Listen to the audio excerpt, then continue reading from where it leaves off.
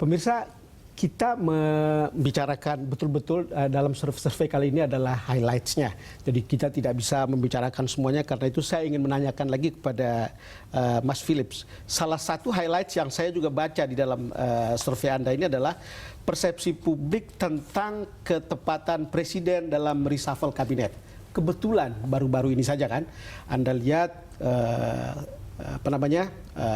reshuffle-nya seperti itu.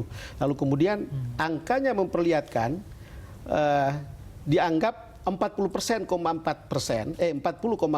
menganggap tidak tepat Menteri Pendidikan Anies Baswedan di reshuffle.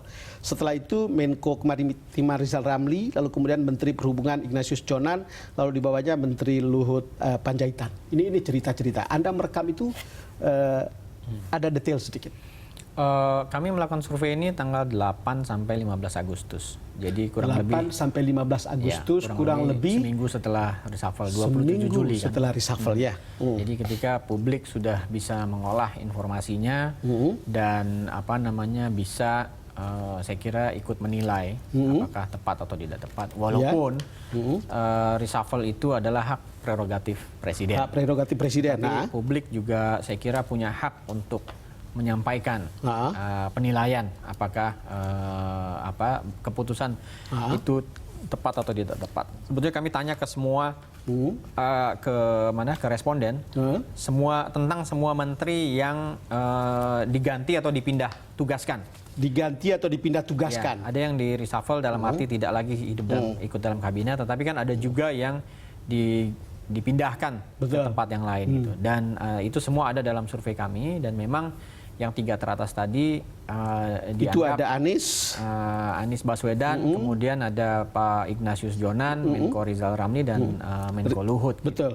Saya kira lebih persoalannya adalah karena memang selama proses reshuffle ataupun sesudahnya penjelasan tentang alasannya terlalu minimal dari sisi pemerintah. Salah satu protes dari banyak orang adalah narasi tentang penggantian itu tidak lengkap atau mungkin sangat pendek. Betul. Sehingga publik tidak bisa mendapatkan gambaran yang lebih utuh tentang kenapa dan mengapa orang-orang ada yang diganti atau ada yang dipindah tugaskan. Gitu. Saya ingat kalau misalnya begini, kan itu salah satu yang membuat pemerintahan Jokowi JK ini punya tingkat kepuasan yang tinggi.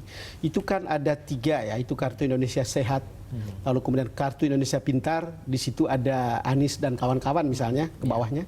Kemudian Kartu Indonesia Sejahtera. Artinya kalau lihat begitu make sense kira-kira ketika ada penyesalan. Dari sisi publik mungkin ya, tetapi keputusan sudah diambil. Iya betul, pasti keputusan sudah diambil. Dan survei itu sebetulnya tidak menanyakan tentang pengganti menteri-menterinya. Jadi yang ditanya adalah apakah penggantian itu tepat atau tidak. Apakah penggantian itu tepat atau tidak? Nanti kan kalau ada survei lagi baru kita bisa lihat kinerja menteri yang baru menurut publik gitu.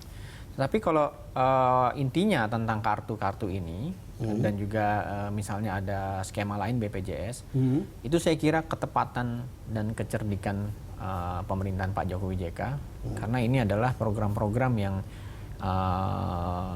populis dalam tanda petik dan langsung menyasar orang per orang. Karena kartu ini akan dimiliki individual perseorangan gitu, dan ini saya kira juga salah satu yang ketika sudah berjalan 2 tahun semakin terdistribusi dan orang sudah mulai merasakan manfaatnya, benefitnya, ya kan, sudah sakit sudah menggunakan kartu itu, untuk urusan pendidikan juga sudah mulai dipakai dan lain-lain.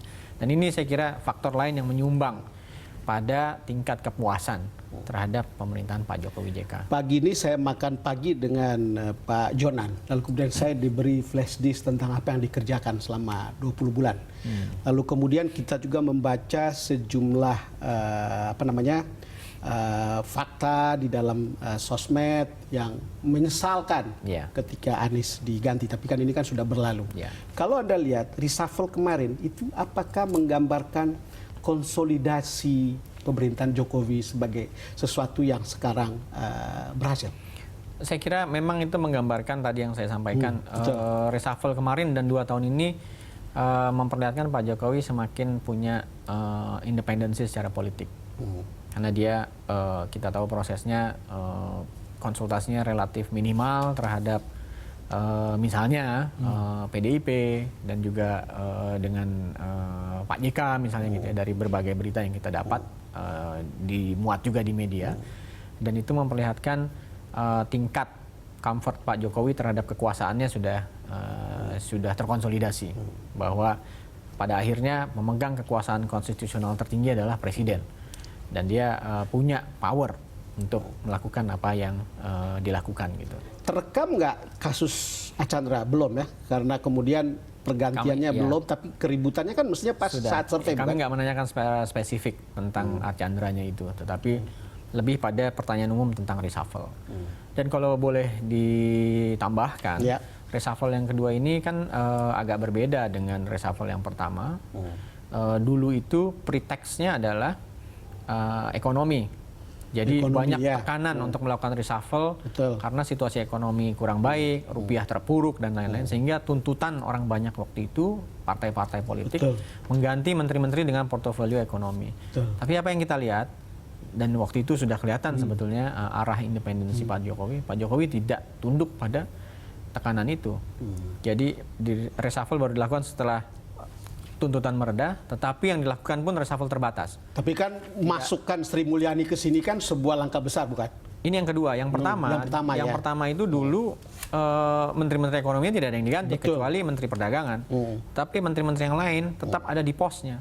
Artinya Pak Jokowi tidak tunduk pada tekanan. Artinya mungkin sudah terlihat hasil survei mengatakan persoalan kita itu soal perut lebih penting soal daripada ekonomi. semua. Iya. Dan yang kedua ini saya kira lebih menjawab dan relatif lebih masif dibandingkan dengan reshuffle terbatas yang pertama dulu. Mas Philips, kita jeda lagi.